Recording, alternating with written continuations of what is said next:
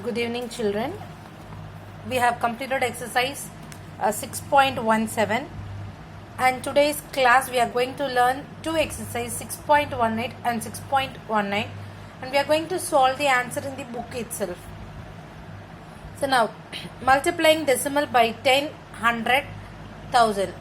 When you have a decimal number and you are multiplying it by 10, 100, 1000, what is the procedure we are going to follow? We are not going to multiply each digits and we are going to write. Instead, we are going to move the decimal point and write the answer.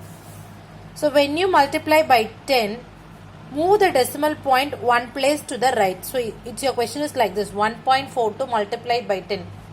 We are not going to multiply like this, each digit by 0 then by 1. We are directly going to move the decimal point. If you do like this and or else like this, the hint they have given in the both the way, they will be getting the same answer. So to make it short, we are going to follow the hints given in this book. So when you multiply by 10, you are going to move the decimal points toward which side? Towards the right side. So this decimal point will move towards right side one time because you have 1 0. 10. 100 means you will move 2 after 2 digits. So 142. 1000 means you will be moving 3 digits. For multiplying, you have to move the decimal points towards the right. Instead, division means you will be moving towards the left. 6.18 exercise. Your first problem, 1.63 multiplied by 10. You have 1 0. So you are going to move the decimal point one digit towards the right. So it is 16.3. And problem number 3. Problem number 3. 5.942 multiplied by 1000. So when you multiply by thousands, you have 3 zeros. So you will be moving 3 digits. 1 digit, 2 digit, 3 digits. You will be moving and keeping the decimal point. So after decimal point, you don't have any value. So you can neglect the decimal point and you can write it is 5942. Problem number 4. 317.5. Decimal point. After decimal point, you have only one digit and 10. So you are going to move the decimal point one digit towards the right. You don't have any digits, so we are neglecting the decimal point and writing the whole part alone, that is 3175.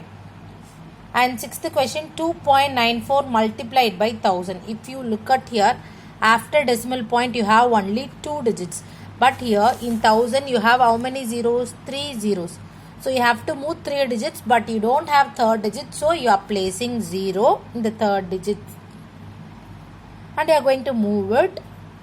After 3 digit, if you keep the decimal point, you don't have any value, so you are neglecting the decimal point and writing the whole part alone, that is 2940. Next, multiplying means you will be moving towards the right, the decimal point. Division means you will be moving the decimal point towards the left. 10 means 1 digit. 100 means 2 places. 1000 means 3 places. Now exercise 1.6.19. Write the quotient. They are asking us to write the quotient without dividing. Using this hint, we are going to divide. 5.5 divided by 10. In 10, how many 0 is there? 1 0.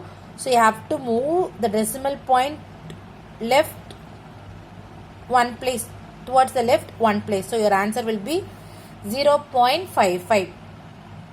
Third question, 173 divided by 1000. 1000, how many zeros you have? 3 zeros. We are going to move. You don't have a decimal point, so before 3 digits you are keeping. Since you are going to move the left side, you are placing the decimal point and including 0 because you don't have a whole part. So your answer is 0.173. And problem number 4.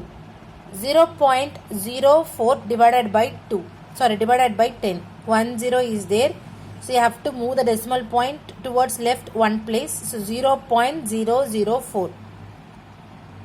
Then 8th problem. If you look at the 8th problem, 16.5 divided by 100. How many digits? 2 digits for 100. So you are going to move the decimal point 2 places. So your answer is 0.165. And here also fill in the blanks. B, we have 6.19 also B we have.